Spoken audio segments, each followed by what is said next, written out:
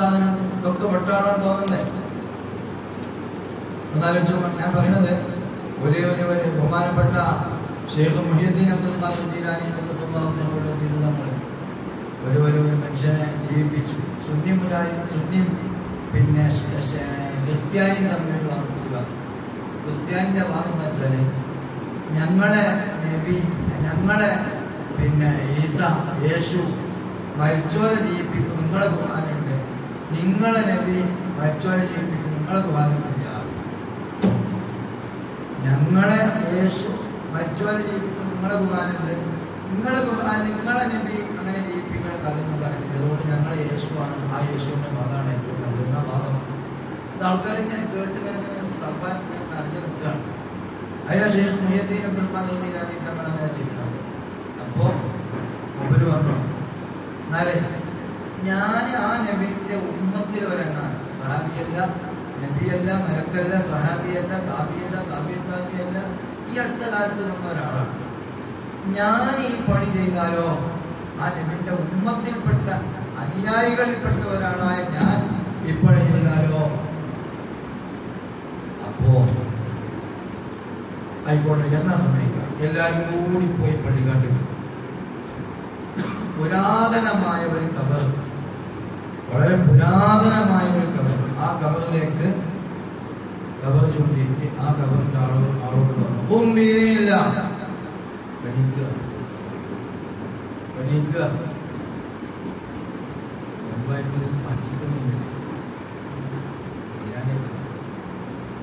ഭൂമിയിലില്ല അള്ളാഹുവിന്റെ അനുമതിയോടുകൂടി സ്റ്റാൻഡപ്പ്.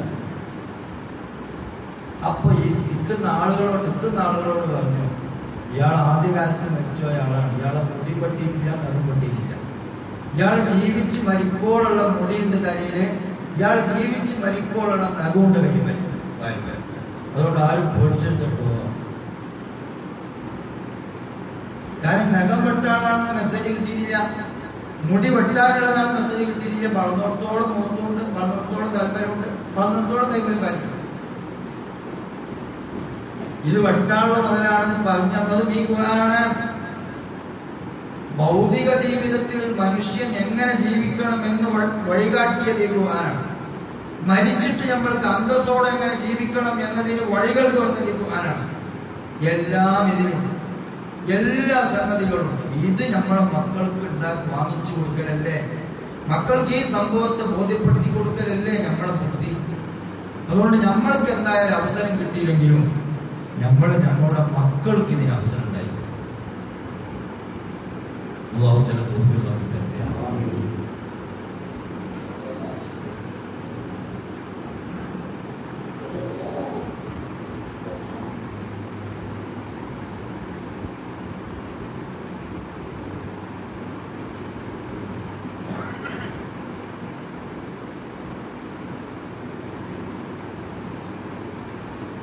അടുത്ത സൂറത്ത് വെച്ച് കഴിഞ്ഞാൽ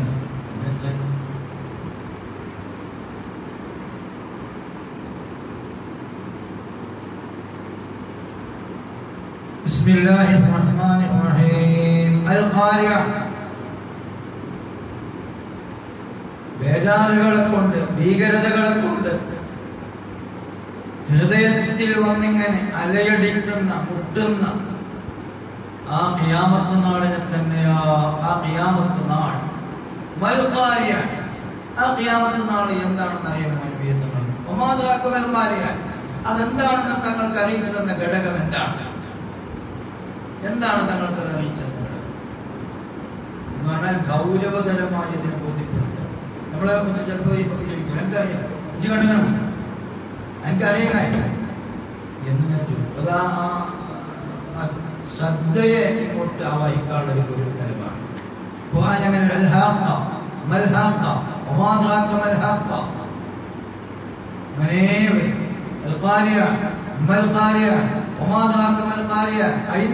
ഈ ഖിയാമത്ത് നാളിന്റെ ഭീതിതമായ രംഗത്തെ നമ്മൾ വായിച്ചെടുക്കുകയാണ്. അതെന്താണെന്നറിയോ? അത് പറഞ്ഞുതരാണ്. ഇന്നലെ പാറ്റ പൊടിഞ്ഞില്ല. ഇവിടെ പാറ്റ പൊടിഞ്ഞപ്പോൾ ആ പൊടിഞ്ഞ ഈയാമ്പാറ്റകൾ എന്ത് ചെയ്തു? അവരിങ്ങനെ കൂട്ടമായി പൊന്തി കൊന്നിട്ട് അവരിങ്ങനെ ദിശ അറിയാതെ ഓടി, പരസ്പരം കൂട്ടിമുട്ടി, പലരും തുടങ്ങി. ഇതേമാതിരിയാണ് ഖിയാമത്ത് നാളിൽ ഇസ്രാഫീൽ അലൈഹിസ്സലാമിന്റെ രണ്ടാമത്തെ സുവർണ്ണ കാലത്തിൽ കൂടപ്പെടുന്ന രംഗം. അതാണ് ഖിയാമത്തിന്റെ. ഞാൻ മനസ്സിലാക്കുന്നു, ഈയാമ്പാറ്റകൾ, പാറ്റ പൊളിച്ചിൽ എന്ന ഒരു സംഭവത്തെ അല്ലാഹു തആല ഉണ്ടാക്കിയത് തന്നെ ഇസ്രാഫീൽ അലൈഹിസ്സലാം ചുവന്ന കാലത്തിൽ ഊതുമ്പോൾ വെളിമുക്ക് പള്ളിക്കാട്ടിൽ നിന്ന് എണീറ്റ മനുഷ്യന്മാരുടെ നിയന്ത്രണം വിട്ട ഓട്ടം എന്താ ചെയ്യേണ്ടത്? അതാണ് ഇന്ന് മുതൽ ഇനി നിങ്ങൾ പാറ്റ പൊടിയുമ്പോൾ നോക്കിക്കാണേണ്ടത്. പാറ്റ പൊടിച്ചിലിന്റെ അവസരത്തിൽ നിങ്ങൾ നോക്കിക്കാണേണ്ട സംഗതി അതാണ്. ലൈറ്റൊക്കെ കെടുത്തി നമ്മൾ ലൈറ്റുള്ള സ്ഥലത്തേക്ക് അവരെ ആക്കും. ലൈറ്റിലേക്ക് അവരിങ്ങനെ ചെന്ന് വീഴും. മനുഷ്യൻ അങ്ങനെയാണ്, അപകടത്തിലേക്ക് ചെന്ന് വീഴുള്ളൂ.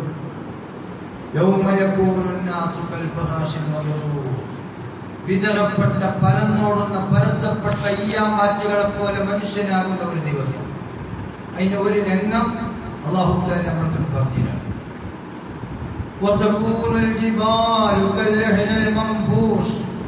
കടയപ്പെട്ട പഞ്ഞി പോലെ മലകൾ തുന്നമ്പാവുന്ന ദിവസം. മലയൊന്നും ഇവിടെ അല്ല, ഒമാനിലടുത്ത് നോക്കിക്കൊണ്ട് പോയി മല ഇങ്ങനെ കണ്ടിട്ട് ആശ്ചര്യം. കല്ലിന്റെ മലകൾ.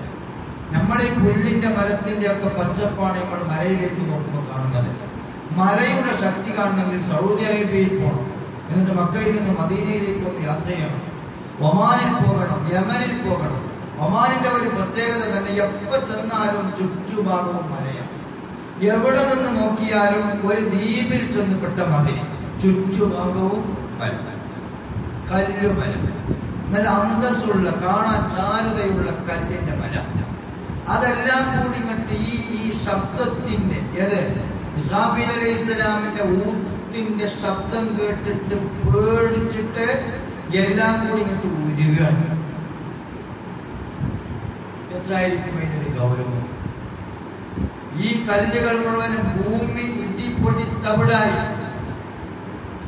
മറ്റൊരു ഭൂമിയായി. ആകാശം പൊട്ടിപ്പിളർന്ന് വീഴാൻ തുടങ്ങി. സൂര്യനൊക്കെ പേടിച്ചിട്ട് ഇങ്ങനെ അട്ട പോലെ ചുരുണ്ടുപോയി. ഏത് സൂര്യൻ? 1,30,000 തവണ ഭൂമിയെക്കാളും വലിപ്പമുള്ള സൂര്യൻ അട്ട പോലെ ചുരുണ്ടുപോയി. ചന്ദ്രൻ അട്ട പോലെ ചുരുണ്ടുപോയി. ആകാശം പൊട്ടിപ്പിളർന്ന് ഇടിഞ്ഞു പൊളിഞ്ഞു വീണു. ഭൂമിയൊക്കെ മറ്റൊരു ഭൂമിയായി. മലകളൊക്കെ തുന്നം മാറി. മനുഷ്യൻ ഈയാമ്പാറ്റകളെ പോലെ ഓടുകയാണ്. ഇതാണ് അതിന്റെ ഒരു രംഗം. ഇദാ ശംസു കുബ്ബിറത് വഇദാ നുജൂമു കദറത് വഇദാ الكواكب انتثرت.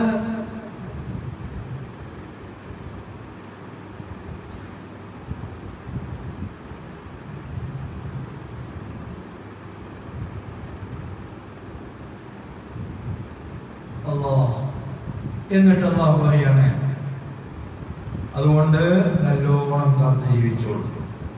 ഓരോരുത്തരും ശ്രദ്ധിക്കേണ്ടത് തന്റെ മീസാനിൽ നന്മ ഭാരമാക്കാനാണ്. നന്മയും തിന്മയും തൂക്കുന്നൊരു തുലാസുണ്ടല്ലോ, എല്ലാവർക്കും ബോധ്യമുണ്ടല്ലോ. അതുകൊണ്ട് ആരുടെയെങ്കിലും നന്മയുടെ തുലാസ് ഭാരമായാൽ വല്ലൊരുത്തന്റെയും നന്മയുടെ തുലാസ് ഭാരമായാൽ അവൻ സംതൃപ്തമായ ജീവിതത്തിലാണ്. വല്ലൊരുത്തന്റെയും തുലാസ് ഭാരം ചുരുങ്ങിപ്പോയാൽ അവന്റെ സങ്കേതം ഹാവിയത്ത് എന്ന നരകമാണ്. അതെന്താണെന്ന് പിടുത്തമുണ്ടോ? അതെന്താണെന്ന് തങ്ങൾക്ക് അറിയിച്ചു തന്ന ഘടകം എന്താണ്? പറഞ്ഞു തരട്ടെ ഞാൻ. ചുട്ടുകൊള്ളുന്ന നരകമാണ്. അപ്പൊ നമ്മൾ വിചാരിക്കും തുലാസിൽ ഭാരം കൂടിയാൽ മതി, കുറച്ചൊക്കെ തിന്മണ്ടായിക്കോട്ടെ, ഭാരം പച്ച ചുരുങ്ങാഞ്ഞാൽ മതി, ഈക്വലായാലും രക്ഷപ്പെടാം എന്ന് മഹാന്മാര് പറഞ്ഞു വെച്ചിട്ടുണ്ട്. ഭാരം കൂടിയാൽ എന്നതിന്റെ കൂട്ടത്തിലാണ് 50-50 നിൽക്കുന്നതിനെയും മഹാന്മാർ എഴുതി വെച്ചത്. അങ്ങനെയല്ലേ അള്ളാന്റെ റഹ്മത്തിന്റെ ജാനിബിൽ അങ്ങനെയല്ലേ എഴുതാൻ പറ്റൂ. അല്ലാ മക്കളെ, ഇവിടെയാണ് നമ്മൾ ശ്രദ്ധിക്കേണ്ടത്. നമ്മളൊക്കെ വിചാരിക്കും അങ്ങനെക്കൊള്ളു എന്നാ കഴിച്ചിലാകാം. നമുക്ക് കേൾക്കണം, 100% ഇസ്ലാമിസ്റ്റായിട്ട് ജീവിക്കണമെന്ന് തീരുമാനിച്ച ഒരു വ്യക്തിക്ക് ഇന്ന് എത്ര ശതമാനം ഇസ്ലാമികമായി ജീവിക്കാൻ പറ്റുമെന്ന് നിങ്ങൾ മനസ്സിലാക്കിയത്. ഹബീബായ മുത്തുനബിയുടെ സന്തത സഹചാരിയും ശിഷ്യഗണങ്ങളിൽ പ്രധാനിയുമായ സ്വഹാബി വര്യരായ ഉമർ തങ്ങളുടെ മകനായ അബ്ദുല്ലാഹി ഇബ്നു ഉമർ റളിയല്ലാഹു തആല ഇങ്ങനെ പോയപ്പോ ഒരു ദിവസം നാഫിയ തങ്ങളാകുന്ന ശിഷ്യൻ കൂടെയുണ്ട്. ഓടി, വല്ലാതെ ഓടി, രണ്ട് ചെവിടിലും കൈപൊത്തിപ്പിടിച്ചുകൊണ്ട് ഓടി. നബി തങ്ങളോട് കുറച്ച് ഓടിയിട്ട് ചോദിച്ചു, മുമ്പ് കേട്ടിരുന്ന ശബ്ദം ഇപ്പൊ നമ്മൾ കേൾക്കുന്നുണ്ടോ? ആ ശബ്ദം കേൾക്കാത്ത ദൂരത്തേക്ക് ഓടിയതിനു ശേഷം അബ്ദുല്ലാഹി ഇബ്നു ഉമർ റളിയല്ലാഹു അൻഹു പറയുന്നു, ഞാനും മുത്തുനബി സല്ലല്ലാഹു അലൈഹി വസല്ലം തങ്ങളും ഒരു ദിവസം ഇങ്ങനെ പോകുമ്പോൾ ഇതുപോലുള്ള ഒരു ഹാർമോണിയത്തിന്റെ ശബ്ദം കേട്ടു, ഒരു മ്യൂസിക്കിന്റെ ശബ്ദം കേട്ടു. രണ്ട് ചെവിടിലും കൈപൊത്തിപ്പിടിച്ചുകൊണ്ട് ഹബീബായ മുത്തുനബി ഓടിയപ്പോൾ ഞാൻ പിന്നാലെ ഓടി. ശബ്ദം കേൾക്കാത്ത ദൂരത്തേക്ക് ഓടിയതിനു ശേഷം കൈപൊത്തിപ്പിടിച്ചതിൽ നിന്ന് എടുത്തു മാറ്റിയിട്ട് എന്നോട് പറഞ്ഞു, ശൈത്താനിന്റെ ദുർബോധനങ്ങളെ രക്തധമനികളിലേക്ക് സന്നിവേശിപ്പിക്കാൻ ഇത്ര പറ്റിയ മുതലില്ല. ശൈത്താനിന്റെ കൂട്ടാളിയാകാൻ, ശൈത്താനിന്റെ ദുർബോധനത്തെ രക്തധമനികളിലേക്ക് സന്നിവേശിപ്പിക്കാൻ ഇത്ര ബെസ്റ്റായ ഒരു മുതലില്ല. Harmonium music. നിങ്ങൾ ആലോചിച്ച് നോക്കുക, ഒരൊറ്റ വിഷയം. ഞാൻ എന്തിനാണ് പറഞ്ഞത്? ഇന്ന് നമ്മുടെ മൊബൈൽ ഫോണിലെ ട്യൂണുകൾ, മറ്റു മ്യൂസിക്കുകൾ, മറ്റു സംഗതികൾ ഇന്നൊരു മനുഷ്യന്റെ ചെവിട് കാത്ത് ജീവിക്കണമെന്ന നിലക്ക് ഒരു മനുഷ്യനെങ്ങാനും അല്ലാഹ് ഓടാൻ തുനിഞ്ഞാൽ, മലയിലേക്ക് ഓടിയാൽ, മലയിൽ തേങ്ങട്ടുകൊണ്ടിരിക്കുന്ന തീയന്റെ അരയിൽ നിന്നും കേൾക്കേണ്ടത് ഈ മ്യൂസിക്കിന്റെ ശബ്ദമാണ്. എവിടെയാണ് മനുഷ്യന്റെ ശ്രവണഗുണം രക്ഷപ്പെടുന്നത്? ഇതേ നിലക്ക് നിങ്ങൾ ആലോചിച്ച് നോക്കൂ, എവിടെയാണ് മനുഷ്യന്റെ ശ്രവണഗുണം രക്ഷപ്പെടുന്നത്? നോക്കൂ നിങ്ങൾ, ഇന്ന് നമ്മുടെ ജീവിതത്തിന്റെ ഹിസ്റ്ററി എന്താണ്? മോഡി പ്രധാനമന്ത്രിയായി അധികാരമേറ്റപ്പോൾ ആദ്യം ഒരു വെടിപൊട്ടിച്ചു. ആ വെടി ഇന്ത്യയിലെ മുഴുവൻ പൗരന്മാരും ബാങ്ക് അക്കൗണ്ട് ഉള്ളവരായിരുന്നു. പിന്നെ നോട്ട് നിരോധം വന്നു. നോട്ടില്ലല്ലോ, നോട്ടിന് ക്ഷാമം. എന്തിന് നോട്ട്? ഡിജിറ്റലല്ലേ, അത് പോലെ വെച്ചു. പിന്നെ ഒപ്പരൊന്ന് വഞ്ചനം കുത്തി. ഇന്ത്യയിലെ ജനങ്ങളൊക്കെ ക്യൂരാണ്.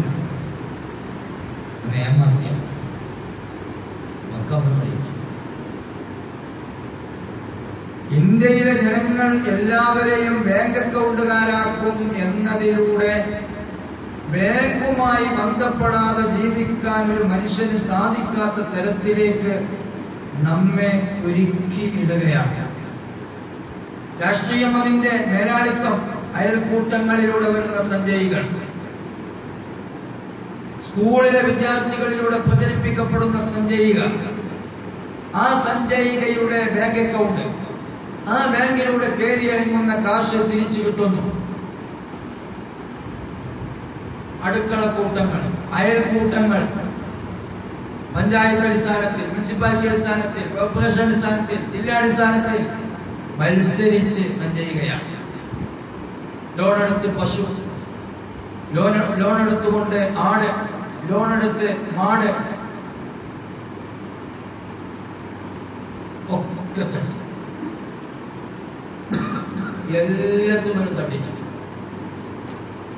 എല്ലാത്തിനും തട്ടിച്ചു. പലിശ കലരാത്ത ഒരു മുതല് എവിടെയെങ്കിലും ഉണ്ടോ എന്ന് ചോദിച്ചാൽ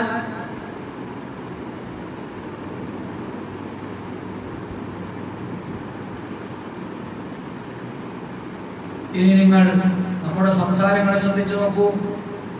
ഒരു ദിവസത്തിൽ നമ്മൾ സംസാരിക്കുന്ന സംസാരത്തിൽ അള്ള പൊരുത്തപ്പെടുന്നത് എത്രയാണ്, അള്ള പൊരുത്തപ്പെടാത്ത എത്രയാണ്? നമ്മൾ ശ്വസിക്കുന്ന വായുവിനെ സംബന്ധിച്ച് ആലോചിച്ച് നോക്കൂ. എത്രയാണ് അല്ലാഹു പൊരുത്തപ്പെട്ടത്, എത്രയാണ് അല്ലാഹു പൊരുത്തപ്പെടാത്തത്? നമ്മുടെ പ്രവർത്തനങ്ങളെ സംബന്ധിച്ച്, നമ്മൾ ചെയ്യുന്ന നീചവൃത്തികളെ സംബന്ധിച്ച്, നമ്മുടെ കണ്ണുകൊണ്ട് ചെയ്യുന്ന തെറ്റിനെ സംബന്ധിച്ച് മാത്രം ആലോചിച്ചാൽ അടിതട്ടും. അല്ലാഹ് 72% തെറ്റിന്റെ വാതായനങ്ങൾ തുറക്കപ്പെടുന്നു. കണ്ണ് ഒരു പെണ്ണിനെ നോക്കുന്നതിലൂടെ കണ്ണിന്റെ വ്യഭിചാരം ഒന്ന് ചെയ്തു. ഒരു ദിവസം എത്ര പെണ്ണുങ്ങളെ കാണും? കൂടുതൽ ആളുകൾ ചെയ്യുന്നതും ചെയ്തവർ തന്നെ പലതവണ ചെയ്യുന്നതും എന്നാൽ തെറ്റാണെന്ന് തോന്നിപ്പോകാത്തതും മറ്റുള്ളവർ തെറ്റ് ചെയ്തവനായി വിലയിരുത്തപ്പെടാത്തതുമായ ഒരു മഹാമാരിയാണ് കണ്ണിന്റെ വ്യഭിചാരം. എന്തുകൊണ്ട് നിസ്കാരത്തിലേക്ക് നിന്നിട്ട് നമ്മൾക്ക് ഖുശൂ വരുന്നില്ല? എന്തുകൊണ്ട് നിസ്കാരത്തിലേക്ക് നിന്നിട്ട് നമ്മൾക്കൊരു ഭക്തി വരുന്നില്ല? സാധാരണ നിസ്കാരത്തിൽ ഖുശൂ ഉണ്ടാകുന്ന ഒരുക്കണം. എടാ, പെണ്ണുങ്ങളെ നന്ദിമൊക്കെ നോക്കിയാൽ ഖുശൂ ഒന്നും ഉണ്ടാവില്ല എന്ന് എടപ്പള്ളി വലിയ കടന്ന് കേട്ടിട്ട് പോകുന്നു. തെറ്റ് ചെയ്ത് കുറ്റം ചെയ്ത് കണ്ണുകൊണ്ട് തെറ്റ് ചെയ്താൽ നിസ്കാരത്തിന് ഖുശൂ ഒരിക്കലും നമ്മൾ പ്രതീക്ഷിക്കണം. അതുകൊണ്ട് ഈ സമയത്ത് ഇവിടെ വന്നിരിക്കാൻ ഭാഗ്യം ലഭിച്ച SYSന്റെ പ്രവർത്തകരും അനുഭാവികളും ഈ നാട്ടുകാരും തെറ്റ് ചെയ്തു പോയ ഞാനും നമ്മൾ ഒന്നിച്ച് ശപഥം ചെയ്യേണ്ട ഒരു കാര്യം, എന്റെ കണ്ണിനെ ഞാൻ സൂക്ഷിക്കുമെന്നതാണ്. അത് സൂക്ഷിച്ചോ ഒക്കെ സൂക്ഷിച്ചു. അത് സൂക്ഷിച്ചില്ലേ എല്ലാ പണിയും കഴിയും. എന്തേ ഞങ്ങൾക്കൊന്ന് കരയാൻ കഴിയാത്തത്? ഈ ഖുർആൻ കരയാൻ പറ്റിയ ഖുർആനല്ലേ? ഇന്നമൽ മുഅ്മിനൂന ഇന്നമൽ മുഅ്മിനൂൻ ഇന്നമൽ മുഅ്മിനൂന അല്ലദീന ഇദാ ദുഖിറല്ലാഹു വജലത് ഖുലൂബുഹും വഇദാ തുലിയത് അലൈഹിം ആയാതുഹു സാദത്തുഹും ഈമാനാ വഅലാ റബ്ബിഹിം യതവക്കലൂൻ. മുഅ്മിനീങ്ങൾ എന്ന് പറഞ്ഞാൽ ആരാണ്? നിങ്ങൾക്ക് അല്ലാഹ് എന്ന് കേൾക്കുമ്പോൾ ഹൃദയം പടപടക്കും. ഖുർആനോട് കേട്ടാൽ ഈമാൻ കത്തിക്കയറും. റബ്ബിന്റെ മേൽ തവക്കുലാക്കി ജീവിക്കും. ഈ ഖുർആൻ കൊണ്ട് എന്തേ നമ്മൾക്ക് ഒന്ന് കരച്ചിൽ വരാത്തത്? ഈ ഖുർആൻ കൊണ്ട് എന്തേ നമ്മൾക്കൊന്ന് കരയാൻ കഴിയാത്തത്? നമ്മുടെ ജീവിതത്തിൽ വരുന്ന തെറ്റുകളാണ് അതിന്റെ കാരണം. നമ്മുടെ ജീവിതത്തിൽ വരുന്ന കുറ്റങ്ങളാണ് അതിന്റെ കാരണം.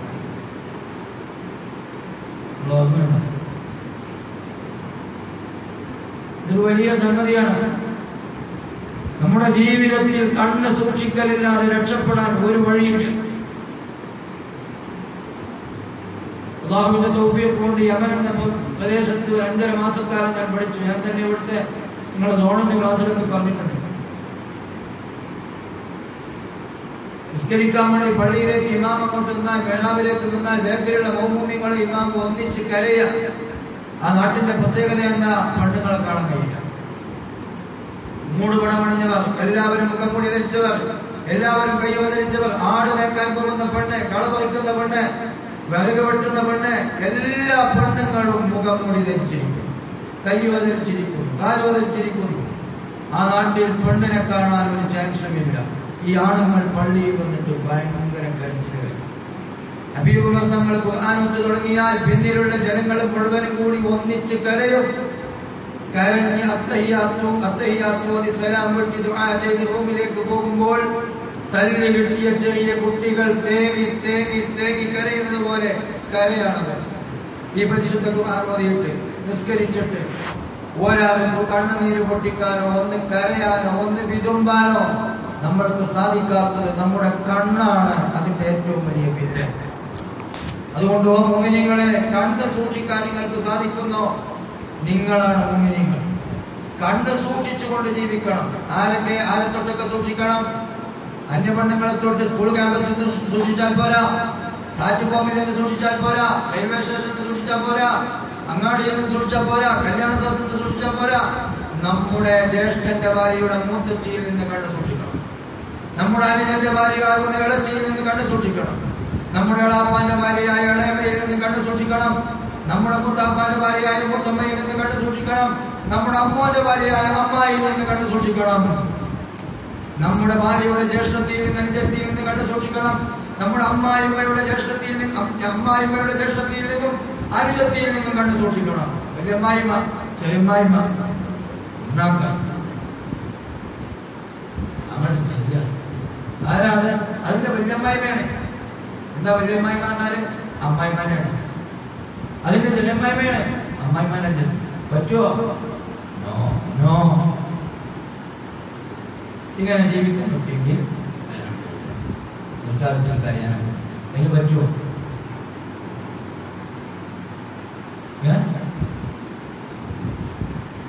പറ്റുമോ? പറ്റൂല. പറ്റൂല. ഇല്ലെങ്കിൽ ഈ പോക്കാണ് പോയി വണ്ടി സെക്കൻഡ് വണ്ടി.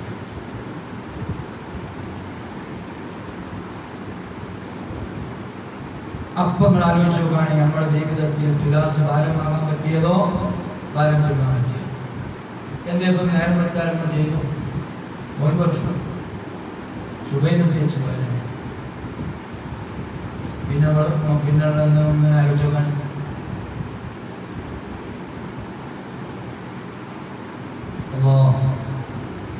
അതുകൊണ്ട് എന്ത് തെറ്റിദ്ധരിക്കരുത് എന്നൊക്കെ ഞാൻ പറഞ്ഞത്. ഹിസാബ് ധാരമായ മതി, ഒപ്പാപ്പം നിന്നാലും കഴിച്ചില്ലാവുന്ന പറഞ്ഞില്ല. ഇപ്പോഴല്ലേ വൃത്തം കിട്ടിയത് എന്ന് ചിന്തിക്കണ്ട.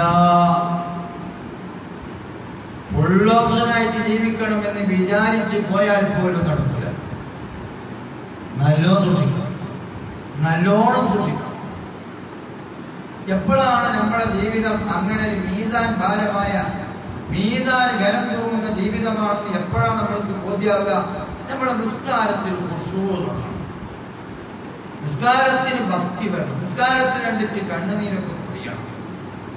അപ്പൊ നമ്മൾക്ക് ചെറിയൊരു സമാധാനം. നിസ്കാരത്തിൽ ഖുശൂഅ് ഉണ്ടായിരുന്നു എന്നതിന് തെളിവെന്താണ്? നിസ്കരിച്ചിട്ട് തെറ്റ് ചെയ്യാൻ കഴിയുന്നില്ല. ദുഹർ നിസ്കരിച്ചവൻ അസ്ർ വരെ തെറ്റ് ചെയ്യാൻ കഴിയില്ല. നാവ് തന്റെ മറ്റു മുഴുവൻ അവയവങ്ങളും തന്റെ മനസ്സും തെറ്റു ചെയ്യാതെ സൂക്ഷിക്കാൻ കഴിഞ്ഞാൽ മനസ്സിലാക്കാം. ഇന്ന സ്വലാത്ത തൻഹാ അനിൽ ഫഹ്ശാഇ വൽ മുൻകരി. നിസ്കാരമാണോ ദുരാചാരങ്ങളിൽ നിന്നും ദുഷ്പ്രവണതകളിൽ നിന്നും അശ്ലീലങ്ങളിൽ നിന്നും മനുഷ്യനെ മാറ്റി നിർത്തും. നിസ്കാരമുണ്ട്, വാട്സപ്പ് ഉണ്ട്, നിസ്കാരമുണ്ട്, ഫേസ്ബുക്ക് ഉണ്ട്, നിസ്കാരമുണ്ട്, യൂട്യൂബ് ഉണ്ട്. അടുപ്പല പരിപാടി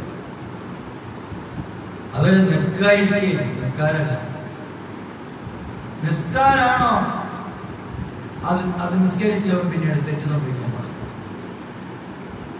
നിസ്കരിച്ചിട്ട് തെറ്റ് സംഭവിച്ചാൽ എന്താണ് വിധി?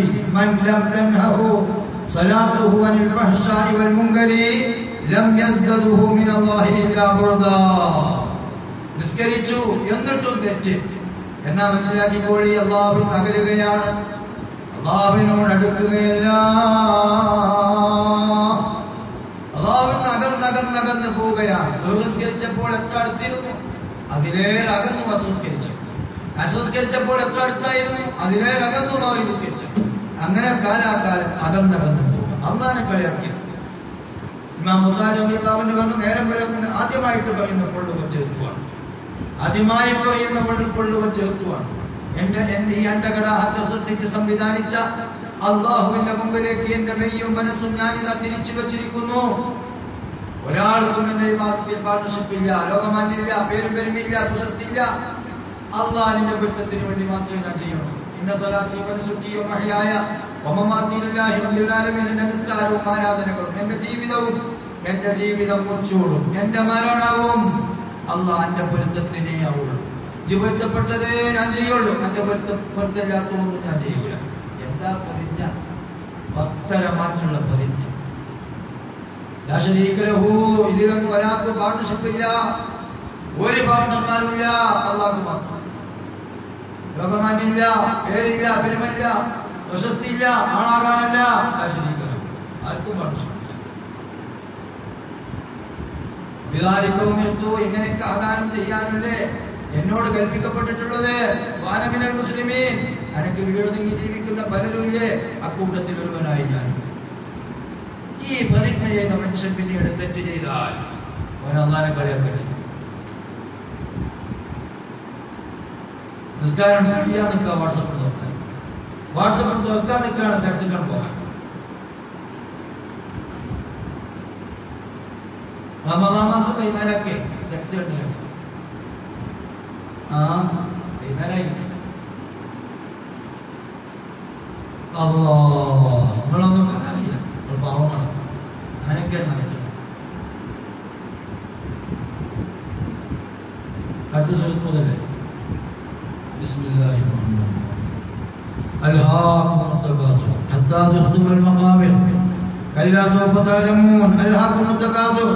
ഭയങ്കര തിരക്കാണ്. എന്താണ് നിങ്ങൾക്ക് അവരുടെ തിരക്ക്? അത്തക്കാതു നേരെ നേരെ നിൽക്കണം എന്നുള്ള ഈ കോലക്കാണ് സ്ഥാനമാണ്. കേരളത്തിൽ നടത്തുന്ന ഭയങ്കര പണിയെടുക്കണം. പെരുപ്പണി എന്റെ പെരുപ്പണി മറ്റോ വരാന്നാക്കിയപ്പോ ഇവന്റെ വരെ ചെറുതായി, അപ്പൊ ഇവന്റെ വരെ ചെറുതായപ്പോ ഇവൻ വരാന്നാക്കി മറ്റോന്റെ വരെ ചെറുതായി, അപ്പൊ മറ്റോന്റെ വരെ ചെറുതായപ്പോ മറ്റോന്റെ വരെ ചെറുതായി. രണ്ടാളും കൂടി ഒരേ പ്രേമമായി കാണും, ഒറ്റ പേരെടുത്താൽ മതി. അപ്പൊ ഈ പ്രശ്നം ഒന്ന് മേലെ വെക്കണം, ഒരു കാലം മേലെ വെക്കണം എന്നുള്ള നിങ്ങളുടെ അനുഭാവം. അതല്ലേ നമുക്ക് തിരക്കുണ്ടാക്കിക്കുന്നത്? എന്താ പ്രശ്നം? വലിയ തിരക്കുന്നുണ്ട്. റമദാൻ മാസത്തിൽ കൂടി കഴിഞ്ഞ കച്ചവടം തന്നെ കച്ചവടം, ബിസിനസ് തന്നെ ബിസിനസ്, തോട്ടം തന്നെ തോട്ടം, കാപ്പി തന്നെ കാപ്പി, തേയില തന്നെ തേയില, ഒരു ഒഴിവുമില്ല. എന്താ സ്ഥാനമാനത്തിന് വേണ്ടിയുള്ള ബിസിനസ്, ആളാകാനുള്ള ബിസിനസ്, പെരയിൽ മേലെ നിൽക്കാനുള്ള, വീട്ടിന്റെ വിഷയത്തിൽ മേലെ നിൽക്കാനുള്ള ബിസിനസ്. നിങ്ങൾ യഥാർത്ഥത്തിൽ ഒന്ന് ചിന്തിച്ചു നോക്കി, നിങ്ങളെ തിരക്കെന്താണ്? മേലെക്കാനുള്ള വിഷയല്ലേ? പരസ്പരം മേനി നടിക്കൽ, പരസ്പരം ഒന്ന് മറ്റതിനേക്കാളും മേലെയായി അധികരിപ്പിച്ച് കാണിക്കൽ, അതല്ലേ നിങ്ങളെ ജോലിയാക്കിയിട്ടുള്ളത്? അതാണ് നിങ്ങളെ ബിസി. അല്ലാഹു തആല പറയും, ഹത്താ സുൽത്തുൽ മഖാം, ഏതുവരെ ഇത് തുടരും? നിങ്ങളെ ഖബറിൽ കൊണ്ടേ കൊടുക്കുന്നത് വരെ ഉണ്ടാവും. അതുവരെ ബിസി ചെയ്യുക. ഇപ്പൊ 92 വയസ്സായിട്ട് അതിൽ നിന്ന് എത്തിക്കൂടെ എന്ന് ചോദിച്ചിട്ട് കാര്യമില്ല. അത് ഖബറിൽ കൊണ്ടുവച്ചാലേ നിൽക്കുന്നു. ഒരർത്ഥം അങ്ങനെയാണ്. മനുഷ്യന്റെ കൊതികൾ തീരൂല. ഹബീബായ മുത്തനബി ഇങ്ങനെ ഒരു കളം വരച്ചു, എന്നിട്ട് വിലങ്ങ ഇങ്ങനെ ഒരു വര വരച്ചു. ആ വര ലേശം കീഴ്പ്പെട്ട് ബൗണ്ടറി കിടന്നു, എന്നിട്ടിങ്ങനെ വരങ്ങനെ എമ്പയും, പിന്നെ ചെറിയ ചെറിയ വരകൾ. എന്നിട്ട് പറഞ്ഞു, ഈ കളം മനുഷ്യന്റെ ആയുസാണ്. കളത്തിന്റെ പുറത്തേക്ക് നീങ്ങിയ ഈ വരണ്ടല്ലോ, അത് മനുഷ്യന്റെ ആഗ്രഹങ്ങളാണ്, കൊതികളാണ്. ഈ ചെറിയ വരകളുണ്ടല്ലോ, അത് മനുഷ്യന്റെ പ്രതിസന്ധികളാണ്. ഒന്ന് കഴിഞ്ഞാൽ മറ്റൊന്ന്, ഒന്ന് കഴിഞ്ഞാൽ മറ്റൊന്ന്, അങ്ങനെ ജീവിതത്തിന്റെ അവസാനം വരെ പ്രതിസന്ധി. ഈ കൊതിയുടെ വരയെ മുത്തനബി അങ്ങോട്ട് കീഴ്പ്പെട്ട് അങ്ങോട്ട് തള്ളി. ആയുസ് തീർന്നാലും കൊതി തീരൂല. അവസാനം കൊതി അവിടെ അടയാളം വെച്ചിട്ട് കബറിൽ കൊണ്ടേ വെച്ചിട്ട് നിങ്ങളൊക്കെ കബർ കാണുമ്പോൾ നിങ്ങളെ ബിസിയൊക്കെ തീരും. പിന്നെ അങ്ങനെ കടക്കാം, ഒരു തിരക്കും. വേറൊരു സാ വയക്കാട്ടി അന്യങ്ങൾ ഉറങ്ങാനായിക്കൂലടാ, വിശ്രമിക്കാനായിക്കൂലടാ തലേ. അപ്പൊ വേറൊരു സാ പറഞ്ഞു, ഞങ്ങൾക്ക് വിശ്രമം മുഴുവനും കബറിലാണ്, ഞങ്ങൾക്ക് ദുനിയാവിൽ വിശ്രമിക്കും.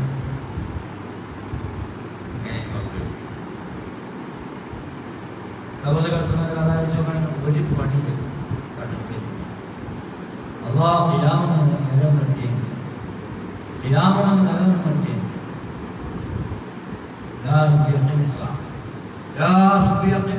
ഖിയാമത്ത് നിലനിർത്തി ഈ വിഭാഗം ഇങ്ങനെ കിടക്കും. വേറെ വിഭാഗം നല്ല ഉറക്കം. അവര് മാനസികാവസ്ഥ എങ്ങനെ വെച്ചാൽ പുതുമണവാള് ആദ്യ രാത്രി പ്രതീക്ഷിച്ച് കിടക്കുമ്പോഴുള്ള മാനസികാവസ്ഥ. അതൊന്നുമല്ല ഇതിന്റെ കുഴപ്പമില്ല. അത്രല്ലേ നമുക്ക് മനസ്സിലാക്കി തരാൻ പറ്റുള്ളൂ. അതിലിപ്പോ നമുക്കൊരു അനുഭവമായിട്ടുള്ളൂ. ഇങ്ങനെ കാണിച്ചു ഇതാരാ പറയും, അത് നമ്മളിലേക്ക് പറഞ്ഞയച്ച ഞങ്ങൾ തിരുതൂതരായിരുന്നു. അതിന് പേര് എടാ ഇജി ഇത് പറയുന്ന നമുക്ക് മുമ്പേ അറിയാം. നമുക്കരോപത്തില്ല, നമ്മളെ വെറുതെ രസമായിട്ട് ചോദിച്ചത് ഇജിതാ പറയുന്നത് നമുക്ക് അറിയാം. നമുക്കരോപത്തില്ല. അതുകൊണ്ട് പുതുമണവാട്ടിയെ പരീക്ഷിച്ച് ആദ്യ രാത്രി കൈസായെ അതേപോലെ നീ വിശ്രമിച്ചു എന്ന് അവർ പറയും. അങ്ങനെ കണ്ടോ അല്ലാഹു ആ കൂട്ടത്തിൽ നമ്മൾ പഠിച്ചത്. വേറെ അർത്ഥം അൽഹാഖുക, നിങ്ങളെ ഈ മേലെണ്ണം കൂടി നിങ്ങളുടെ ഈ പരസ്പരം അവസ്ഥ നടിക്കല്, ഈ വലുതാകല്, ആളാകല്, മികപ്പിച്ച് കാണിക്കല്, ഇതല്ലേ നിങ്ങൾക്ക് ബിസിയാക്കി തീർത്തിട്ടുള്ളത്. ഹത്താ ദുർത്തുകൾ മക്കാം, ഇത് അവസാനിക്കാൻ കബർസ്ഥാനിലൊന്നും പോയിട്ട് നിങ്ങൾ ആ കടക്കണോലെ പറ്റി ചിന്തിച്ചാൽ മതി. സ്വാലിഹീങ്ങളും സാധാരണക്കാരും. അപ്പൊ ഖബർസ്ഥാനിൽ പോയിട്ട് സിയാറത്ത് ചെയ്യാന്നുള്ളത്, എന്നിട്ട് അതിന്റെ അടിയിൽ കിടക്കുന്നവരെ പറ്റി ഒന്ന് ആലോചിച്ചാന്നുള്ളത്, ഒരു ജീവിച്ച കാലഘട്ടത്തിൽ എത്ര മതാമികളായി ജീവിച്ചു എന്നത്, ഇപ്പോൾ അവിടെ അവസ്ഥ എന്താണെന്നുള്ളത് ഒക്കെ ഒന്ന് ആലോചിക്കുമ്പോൾ നിങ്ങൾക്കൊരു പരുവം വരും.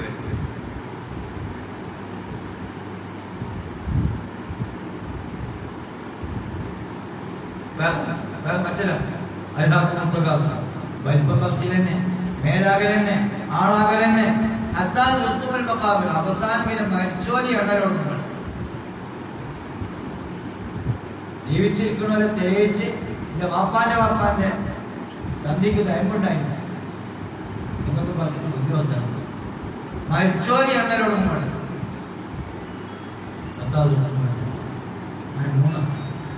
ഖബർസിയാറത്തിന് തെളിവാണ്. നമ്മുടെ ജീവിതത്തിന് ചെറിയൊരു മാറ്റം വരാൻ നല്ല പറ്റിയ സുഹൃത്താണ്. നിങ്ങൾ മനസ്സിലാക്കിയ മാതിരിയല്ല കേട്ടോ കാര്യം. അങ്ങനെ മേനി നടിച്ച് നടന്നാൽ പോരാ, അങ്ങനെ ആളായി നടന്നാൽ പോരാ, അങ്ങനെ പേരും പെരുമയും പ്രശസ്തിയും ഒക്കെ ആഗ്രഹിച്ച് വീടും വണ്ടിയും ഒക്കെ നന്നാക്കി അങ്ങനെ പോവുകയാണ്. നിങ്ങൾ മനസ്സിലാക്കിയ മാതിരിയൊന്നല്ല കാര്യം. സൗബത്താലമോൻ ഇപ്പോക്ക് പോവുകയാണെങ്കിൽ നിങ്ങൾ ചെയ്യുന്ന പ്രവർത്തനത്തിന്റെ അന്ത്യം, അതിന്റെ അന്ത്യം അവസാനം എന്തായി എന്ന് നിങ്ങൾക്ക് നന്നായി ബോധ്യപ്പെടാൻ പോകുന്നു. തുമ്മകല്ല, പിന്നെയും അങ്ങനെയല്ല. ഒന്നുകൂടി നിങ്ങൾ മനസ്സിലാക്കി കൊടുക്കുന്നൊക്കെ സ്റ്റേഷൻ വിട്ടിട്ടുണ്ട്. സൗബത്താലമോൻ എന്തായിരിക്കും നിങ്ങൾ ചെയ്ത പ്രവർത്തനത്തിന്റെ അന്ത്യമെന്ന് നിങ്ങൾക്ക് ബോധ്യമാകും. കാര്യം അങ്ങനെയല്ല, അങ്ങനെയൊന്നല്ല കാര്യം. നിങ്ങൾ മനസ്സിലാക്കി കൊടുക്കുന്നൊക്കെ വിട്ടിട്ടുണ്ട്. നിങ്ങൾക്കെങ്ങാനും ഈമാനികമായി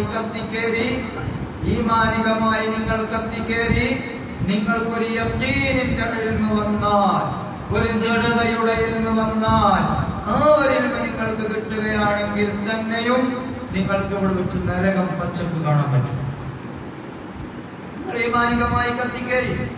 ഈമാനികമായി കത്തിക്കേറി മുന്നിൽ നരകം വെച്ചുകൊണ്ട് നമ്മൾക്ക് കാണാൻ കഴിയും. നമ്മൾക്ക് ഇപ്പോൾ കാണാൻ കഴിയുന്നുണ്ടോ? നരകത്തെ പറ്റി എത്ര വാദമാണ് നമ്മൾ കേട്ടത്? നരകത്തെ പറ്റി എന്തൊക്കെയാണ് നമ്മൾ വായിച്ചത്? എന്തൊക്കെയാണ് നമ്മൾ കേട്ടത്? ആ നരകം നമ്മുടെ മുമ്പിൽ കാണുന്നുണ്ടോ?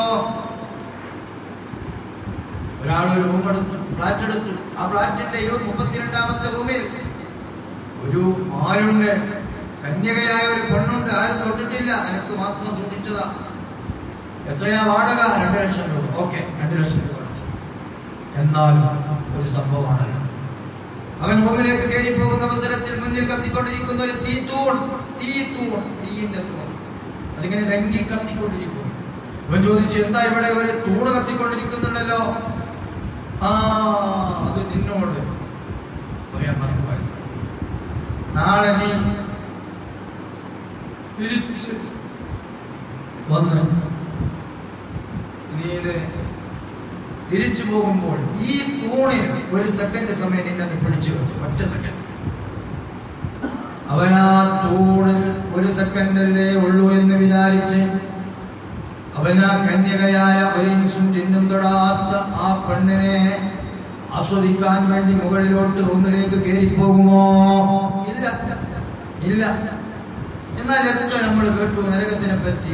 ആ നരകം ഇത്രയൊക്കെ പറഞ്ഞിട്ട്, 70 ഇരട്ടി ചൂടുള്ള തീയാണെന്ന് പറഞ്ഞിട്ട്, ചുട്ടുകൊള്ളുന്ന നരകമാണെന്ന് പറഞ്ഞിട്ട്, തൊലികൾ കൊണ്ടും പ്രതിഷ്ഠിക്കപ്പെട്ടുകൊണ്ട് ശിക്ഷ അനുഭവിപ്പിക്കുകയാണെന്ന് പറഞ്ഞിട്ട്,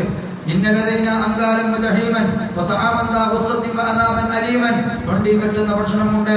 അത് മുട്ടായാൽ എന്ന മുള്ള്, ഒട്ടകം പോലും തിന്നാത്ത മുള്ളാണത്. ആ മുള്ളാണ് ഈ മനുഷ്യൻ തിന്നുന്നത്. അത് കഴിക്കാൻ വേണ്ടി, അത് പോകാൻ വേണ്ടി കൊല്ലിയിൽ കെട്ടുമ്പോൾ എങ്ങാൻ വേണ്ടി പിന്നീട് ഒഴിക്കുന്നതാണെങ്കിലോ ദാഹ് പോലത്തെ വെള്ളമാണ്. ഉടലുകൾ മുഴുവനും കൂടി പിന്നിലോട്ട് വരികയാണ്. അവന്റെ പിൻദ്വാരത്തിലൂടെ ചങ്ങല വലിച്ചിട്ട് അവന്റെ വായയുടെ വലിച്ചു കെട്ടിയിട്ട് ചുരുട്ടിക്കെട്ടിയാണ് നരകത്തിലേക്ക് വലിക്കുന്നത്. നരകത്തിൽ എങ്ങനെയാണ് അവൻ കിടക്കുന്നത്? ഇങ്ങനെയൊക്കെ പറഞ്ഞിട്ട് ആ നരകത്തിനെ പറ്റി ഇനി നിങ്ങൾ ഈ നരകം നിങ്ങൾക്ക് കിട്ടും. നിങ്ങൾ പെണ്ണുങ്ങളെ നോക്കിയാല് ഈ നരകം നിങ്ങൾക്ക് കിട്ടും. താടിപേശികളൊക്കെ ആൺകുട്ടികൾ നോക്കിയാല് ഈ നരകം നിങ്ങൾക്ക് കിട്ടും. സവകരത്തിലേർപ്പെട്ടാല് ഈ നരകം നിങ്ങൾക്ക് കിട്ടും. വഞ്ചന ചെയ്താല് ഈ നരകം നിങ്ങൾക്ക് കിട്ടും. ദൈവത്ത് പറഞ്ഞാല് ഈ നരകം നിങ്ങൾക്ക് കിട്ടും. കച്ചവടത്തിൽ കളവ് പറഞ്ഞാല്, അല്ലാതെയും കളവ് പറഞ്ഞാല്, കച്ചവടത്തിൽ വഞ്ചന നടത്തിയാല്, യഥ നീക്കിയാല്,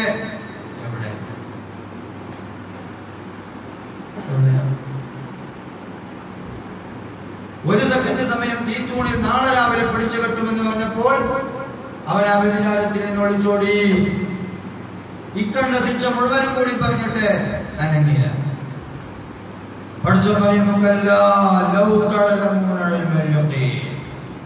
നിങ്ങൾക്ക് ബോധ്യപ്പെട്ട നരകത്തെ സംബന്ധിച്ച്, അള്ളാഹുവിനെ പറ്റി, പരലോകത്തിനെ പറ്റി ഒരു യഖീനിന്റെ കണ്ടീഷന്റെ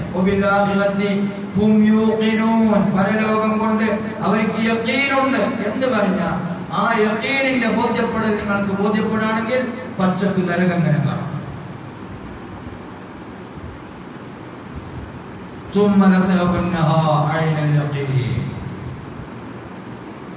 പിന്നീട് നിങ്ങൾക്ക് മരിച്ചു എന്നാൽ അവിടുന്ന് കാണാം.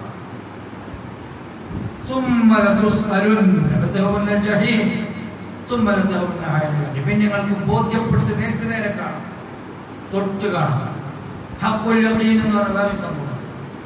മൂന്നർച്ച. ഒന്ന് തെളിവ് മുഖേന അറിയാം, വെളിച്ചം മുഖേന. അവിടുന്ന് ഇങ്ങനെ പുക വന്നിട്ടുണ്ട്, അപ്പോൾ അവിടെ തീയുണ്ടെന്ന് മനസ്സിലാക്കാം. അതിനാണ് ഇൽമുൽ യഖീൻ. ആ മതിലിന് കയറി നിന്നിട്ട് തീ ഇങ്ങനെ നോക്കിക്കാണും, അതിനാണ് ഐനുൽ യഖീൻ. ആ തീയൊന്ന് തൊട്ടിട്ട് മനസ്സിലാക്കുക, അതിനാണ് ഹഖുൽ യഖീൻ.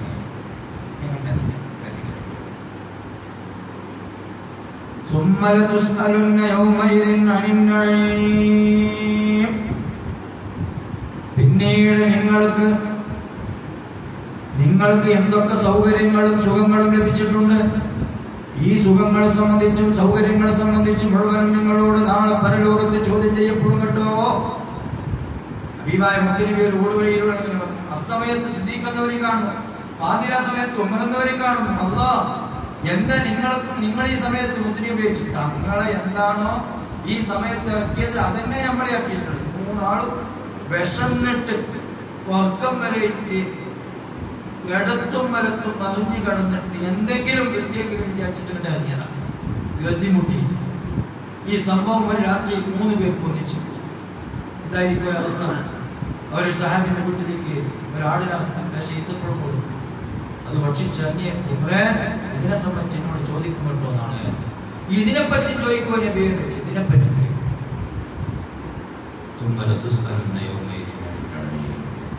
എല്ലാ സുഖത്തിനും അതുകൊണ്ട് നന്നായി കരുതലോടെ ജീവിക്കണം. ഇതൊക്കെ നമ്മുടെ പ്രധാനം. ഓ സംഘടനാ പ്രവർത്തകരെ, കാലത്ത് തന്നെയാണ് സത്യം. കാലം ഒരു സംഭവമാണ്. എന്തൊക്കെ തൃണവൽക്കരിച്ചു, ഏതൊക്കെ ത്യജിച്ചു, എന്തൊക്കെ ഏറ്റുവാങ്ങി ഈ കാലം. സുനാമിയെ, ബോംബ് സ്ഫോടനത്തെ, ഒരുപാട് ഉച്ചാളിത്തരത്തെ, ഒരുപാട് പ്രലോഭനങ്ങളെ എല്ലാം ഏറ്റുവാങ്ങി കാലം. കാലം കൂസിയില്ല. കാലം പിടിച്ചു നിന്നു. കാലം പിടിച്ചു നിന്നു. കാലം പിടിച്ചു നിന്നു. കാലം ഒരിക്കലും അതിൽ നിന്ന് പിന്തിരിഞ്ഞു പോയില്ല. കാലം ഒരു സംഭവമാണ്.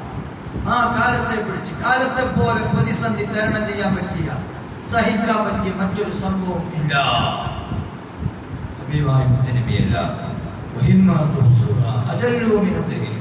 മുത്തനബിയുടെ ഏറ്റവും ലളിതമായ മനക്കരുത്ത് തന്നെ കാലത്തെ വെല്ലും. അല്ലാഹുവിന്റെ സത്യം കഴിഞ്ഞിട്ട് പറയുന്നു, കാലം സാക്ഷിയാണ്. കാലത്തിന്റെ ചുവരെഴുത്തുകൾ വായിച്ചിട്ടില്ല നിങ്ങൾ, ചരിത്രത്തിന്റെ പിന്നാമ്പങ്ങളില്ല നിങ്ങൾക്ക്. അസുര നിസ്കാരത്തിന് തന്നെയാണ് സത്യം. മറ്റൊരു പേര് ഇന്നൽ ഇൻസാനിലെ നിസ്കാരത്തിൽ വെച്ച് ഏറ്റവും ശക്തിയുള്ള നിസ്കാരമാണ് അസുർ. അസുര നിസ്കാരമാണ് സ്വലാത്തുൽ വുസ്താ എന്ന അഭിപ്രായമുണ്ട്. ബഹുമാനപ്പെട്ട മഹദികൾ പലരും അത് പറഞ്ഞിട്ടുണ്ട്. ഇന്നൽ ഇൻസാനിലെ നിശ്ചയമായും മനുഷ്യൻ പരാജയത്തിന്റെ കുഴിയിലാണ്. 4 വിശേഷണങ്ങൾ ഉള്ളവരൊഴികെ. ഒന്ന് വിശ്വാസം. അൽഹംദുലില്ലാഹ് ലോകത്ത് 780 കോടി ജനങ്ങൾ ജീവിക്കുന്നുണ്ട്. 165 കോടി ജനങ്ങൾക്ക് അല്ലാഹു തആല ഈമാൻ തന്നു. അതിൽ അല്ലാഹു നമ്മളെ പരിഗണിച്ചു. അല്ലാഹു നമ്മളെ പാരമ്പര്യ മുസ്ലിങ്ങളാക്കി. പോരാ, പാരമ്പര്യ ഇസ്ലാമിൽ നമ്മൾ ജീവിച്ചപ്പോൾ പാരമ്പര്യ ഇസ്ലാമിന്റെ കടക്ക് കത്തിവെക്കുന്ന വിഭാഗങ്ങളോടും ആ വിഭാഗങ്ങളുടെ തോളിൽ കൈയിടുന്നവരോടും നമ്മൾക്ക് അമർഷമാണ്. അത്രയും നല്ല സ്ഫുടതീയ ഈമാൻ, അത്രയും നല്ല ഈമാൻ തന്നു. സൽക്കർമ്മങ്ങൾ അതിന്റെ വേദിയാണ്. അതിന് സംഘടിപ്പിച്ച സംവിധാനങ്ങളാണ്. മൂന്നാമത്തത് സംഘടനാ പ്രവർത്തനം. പരസ്പരം ഗുണോപദേശിക്കാരുടെ വേദി. ഒരു SYS ഉണ്ടായി. ആ SYSന് യൂണിറ്റ് ഘടകമുണ്ടായി. ആ SYSന് സർക്കിൾ ഘടകമുണ്ടായി. അപ്പോഴാണ് 1 ക്ലാസ്സിനെ സംബന്ധിച്ചത്.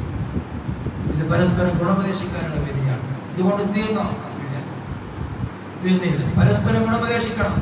ഈ ഉമ്മത്തിന്റെ പ്രത്യേകത തന്നെ എല്ലാവരും താഴികളാണ്. എല്ലാവരും താഴികളാണ്, പ്രബോധകരാണ്, എല്ലാവരും പ്രബോധിതരുമാണ്. എന്റെ തുണിക്കൊരു ഓട്ട കണ്ടാൽ നാടനായ നിങ്ങൾ പറഞ്ഞ് നിങ്ങൾ നിസ്കരിക്കുമ്പോൾ കാലിന്റെ വെല്ലിന്റെ പള്ള ഓരോ കാലിൽ നിന്നും 3 വെല്ലിന്റെ പള്ള വെച്ചില്ലെങ്കിൽ നിങ്ങളെ ഞാൻ തിരുത്തണം. ഒറ്റ സെക്കൻഡ് കൊണ്ട് ഞാൻ പ്രബോധകനായി, നിങ്ങൾ പ്രബോധിതരായി, തിരിച്ച് നിങ്ങൾ പ്രബോധകനായി, ഞാൻ പ്രബോധിതനായി. ഇതാണ് നമ്മുടെ ഉമ്മത്തിന്റെ പ്രത്യേകത.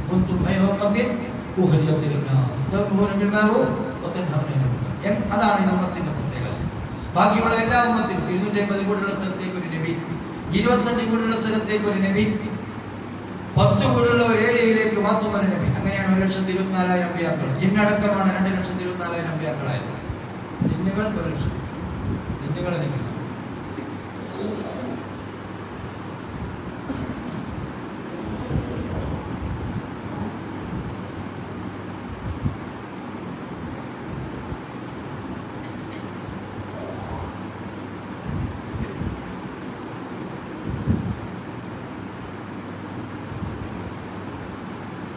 അപ്പൊ നമ്മുടെ ഉമ്മത്ത് വന്നപ്പോൾ ആണ് നാളെ പരലോകത്ത് 120 സ്വപ്പുകൾ ഒരുമിച്ച് കൂട്ടുമ്പോൾ 80 സ്വപ്പ് നബി നമ്മുടെ ഉമ്മത്താണ്. 40 സ്വപ്പ് 1,24,000 2,24,000 അമ്പിയാക്കന്മാരുടെ അനുയായികളായി 40 സ്വപ്പുണ്ട്. 120 സ്വപ്പുകളിൽ 80 സ്വപ്പ് നമ്മുടെ ഉമ്മത്താണ്. 117 സ്വപ്പ് അല്ലാഹു നമ്മളെ നരകത്തിലേക്കാണ്. 3 സ്വപ്പേ സ്വർഗ്ഗത്തിലേക്ക്. ഓ മുഅ്മിനീങ്ങളെ, അവിടെയാണ് നമ്മുടെ എല്ലാ പണിയും. അതുകൊണ്ട് അല്ലാഹു നമ്മൾക്ക് ഈമാൻ തന്നു. ഈ ഈമാൻ പ്രചരിപ്പിക്കാൻ നമ്മളെ ഏൽപ്പിച്ചു. ഇത് പ്രചരിപ്പിക്കുമ്പോൾ ഒട്ടും വളരെ സാഹസങ്ങളുണ്ടാവും. ഓ സംഘടനാ പ്രവർത്തകരെ ഇതിലവരെ ഒരു പ്രവർത്തകനോട് എന്നിട്ട് പറഞ്ഞു, ഓരോരുത്തരൊക്കെ നമസ്കരിച്ചിട്ട് ഒരിക്കൽ വരുന്നേ ഉള്ളൂ, അയാൾക്ക് ഇത് കുറച്ചാളായപ്പോൾ അയാൾക്ക് തോന്നിയാണ് എനിക്ക് എന്തെങ്കിലും ഒരു വല്ലായ്മ ഉണ്ടാവുമോ.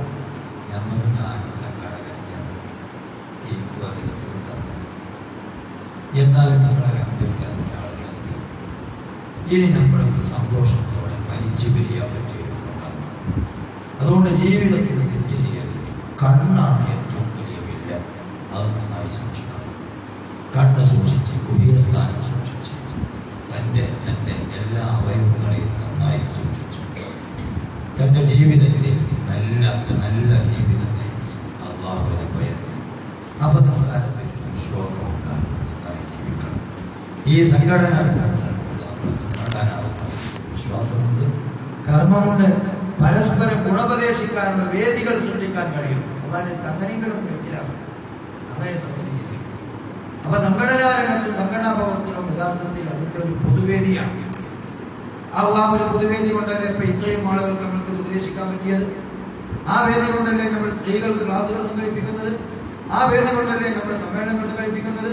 അതിനു വേണ്ടിയല്ലേ നമ്മൾ വാദങ്ങൾ സംഘടിപ്പിക്കുന്നത്. ആ സംഘടനാ സംവിധാനം തന്നെയല്ലേ ഈ പള്ളി നമ്മൾക്കൂടെ സ്ഥാപിക്കപ്പെട്ടത്. ഇതൊക്കെ അതിന്റെ ഒരു പൊതു പ്ലാറ്റ്ഫോമാണ്. ഇനി പേഴ്സണലായി വൈയക്തികമായുള്ള ഒരു ദഴവ് കൂടി നമ്മൾ ചേർക്കാം. ഒരാളെ കണ്ടാൽ നമ്മൾ ഉദ്ദേശിക്കണം അയാൾ ചെയ്തില്ലേ അല്ലാഹു അത് അയാളും പഠിച്ചിട്ടുള്ള ബന്ധാണ്. നമ്മളെ ഏൽപ്പിച്ചൊരു ദൗത്യം. ഞങ്ങളുടെ നാട്ടിൽ ഒരാൾ പറഞ്ഞു, കള്ളുടിച്ചു വീണ ഓരോ പണി ഭംഗിയായിട്ട് നിർവഹിച്ചു. പിന്നെ പണി നമ്മൾ കാണാം. ഓരോരോ പണി ചെയ്ത് ഓരോരുത്തർ ചെയ്യേണ്ടതുള്ളൂ, ഒരു കൂടെടുക്കേണ്ടതുള്ളൂ.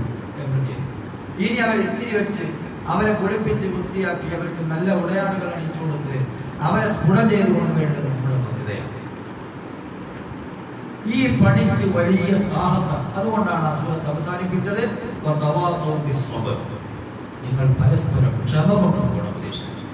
മഹാന്മാർ പറയുന്നു, ഹഖ് എന്ന് പറഞ്ഞതിൽ സത്യം, നന്മ, ഗുണം, സുഗുണം, സൽവൃത്തി. ആ പറഞ്ഞതിൽ ഏത് പെട്ടല്ലോ? ക്ഷമ പെട്ടല്ലോ. അതുമായി പെട്ടെന്ന് ഇപ്പണി ചെയ്യണമെങ്കിൽ ഏറ്റവും വലിയ സാഹസമാണ്. അതുകൊണ്ട് സാഹസം ഏറ്റവും വലിയ സാഹസമാണ്. ആ സാഹസത്തിൽ ക്ഷമിക്കാൻ മറ്റുള്ളവരുടെ കുത്തുവാക്കുകൾ, മറ്റുള്ളവന്റെ പൊഴിവാക്കുകൾ, മറ്റുള്ളവന്റെ വേദനിപ്പിക്കുന്ന വാക്കുകൾ, അതൊക്കെ സംഘടനാ രംഗത്ത് കേൾക്കേണ്ടി വരും. അതൊക്കെ സംഘടനാ രംഗത്തൊക്കെ ചെയ്തിട്ട് എന്ന് പറയരുത്. നിങ്ങൾ ക്ഷമിക്കണം. ഇതൊക്കെ ഞാനവനെ നന്നാകാൻ വേണ്ടിയിട്ടല്ലേ പറഞ്ഞത് എന്ന് ചിന്തിക്കരുത്. നിങ്ങൾ ക്ഷമിക്കണം.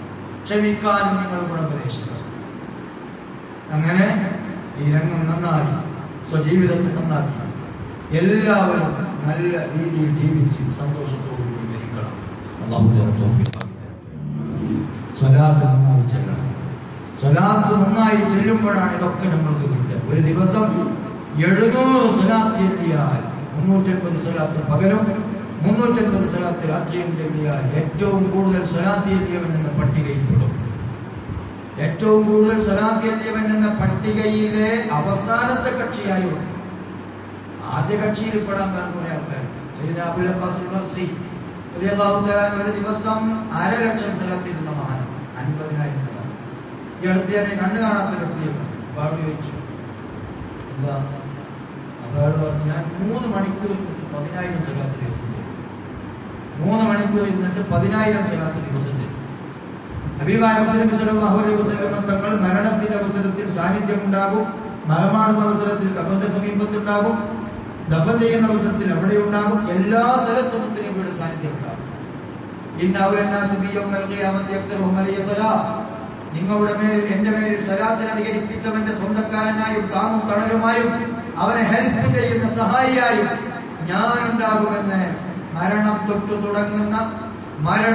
തുടങ്ങുന്ന ഖിയാമത്തിന്റെ വ്യത്യസ്ത രംഗങ്ങളിൽ ഞാനുണ്ടാകുമെന്ന് ശഫീഉനാ റസൂലുള്ളാഹി മഹാന്മാരെ എഴുതി വെച്ചു. ഏറ്റവും കൂടുതൽ സ്വലാത്ത് ചെയ്യുന്നവന്റെ പട്ടികയിൽപ്പെടാൻ ഏറ്റവും ലളിതമായ എത്രയാണ്? കുറച്ച് 350 പകലും 350 രാത്രി. ഇത് നിങ്ങളൊക്കെ ചെയ്യുക. ഒരു സമ്മാനമാണ്. നമ്മുടെ അമലുകളൊക്കെ സ്വീകരിക്കാൻ നോമ്പിന് നല്ലോണം ചെല്ലണം. അതിന്റെ മേലെ ഇങ്ങനെ അമലുകളൊക്കെ തറാവിയൊക്കെ നിസ്കരിച്ച് വിത്തൊക്കെ നിസ്കരിച്ച് എന്റെ മേലെ രണ്ടിപ്പരിപ്പും മുന്തിരി ഒരു പൊരിച്ച ഉള്ളി അതിങ്ങനെ വലയിട്ട് ഇങ്ങനെ മണപ്പിക്കലാണ് സലാത്ത്. അതിങ്ങനെ വെച്ചു കൊടുക്കും. ആ സലാത്ത് മേമ്പടിയായിട്ട് വെച്ചു കൊടുക്കുമ്പോൾ അതത് സ്വീകരിക്കും. ജോട്ടിൽ കുറച്ച് മോശമാണെങ്കിലും നേരെ ദ്വാരക്കണമെങ്കിൽ ദ്വാര സ്വീകരിക്കണമെങ്കിൽ സലാത്ത് വേണം. ഇബാദത്ത് സ്വീകരിക്കണമെങ്കിൽ ഇബാദത്തിന്റെ ശേഷം കുറച്ച് സലാത്ത് എഴുതി കൊടുക്കണം. എന്നിട്ട് അതിന്റെ മേലെ വെച്ച് കൊടുക്കുമ്പോൾ അതിന്റെ സന്തോഷത്തിലാണ് അടിച്ചിരിക്കുന്നത്. സലാത്ത് ചൊല്ലിക്കഴിഞ്ഞാൽ ജീവിതത്തിൽ വലിയ മാറ്റം ഉണ്ടാവും. കണ്ണുകൾ സൂക്ഷിക്കാൻ കഴിയും. കണ്ണുകൾ ഹറാമിൽ നിന്ന് സൂക്ഷിക്കാൻ കഴിയണമെങ്കിൽ സലാത്ത് മാത്രമേ കവചുള്ളൂ. തീരുമാനമാണ്. അതുകൊണ്ട് ഒന്ന് സലാത്ത് കൂടുതൽ ചെയ്യുക. ഒരു സലാത്ത് ഒരു മനുഷ്യൻ ചൊല്ലിയാൽ ആ സലാത്തിനെ മുത്തനബിന്റെ സവിധത്തിലേക്ക് എത്തിക്കാൻ വേണ്ടി സല്ലല്ലാഹു അലൈഹി വസല്ലം ഒരു മലക്കിനെ ആ സമയം പുതിയ മലക്ക്, ആ മലക്ക് ആ സലാത്തുമായി നീങ്ങി മുത്തനബിയിൽ അത് സമർപ്പിച്ചതിന് ശേഷം അല്ലാഹു തആല മലക്കിനെ വിളിച്ചിട്ട് പറയുന്നു, സ്വല്ലി അലാ അബ്ദീ കമാ സ്വല്ലി അലാ അബ്ദീ. എന്റെ അടിമയുടെ മേലിൽ ഇയാൾ സലാത്ത് ചെയ്യല്ലോ, അതുകൊണ്ട് ഇനി ഇയാളെ ദോഷം വെക്കാൻ വേണ്ടി ഖിയാമത്ത് നാൾ വരെ വയ്ക്കണം. ഖിയാമത്ത് നാൾ വരെ വയ്ക്കണം.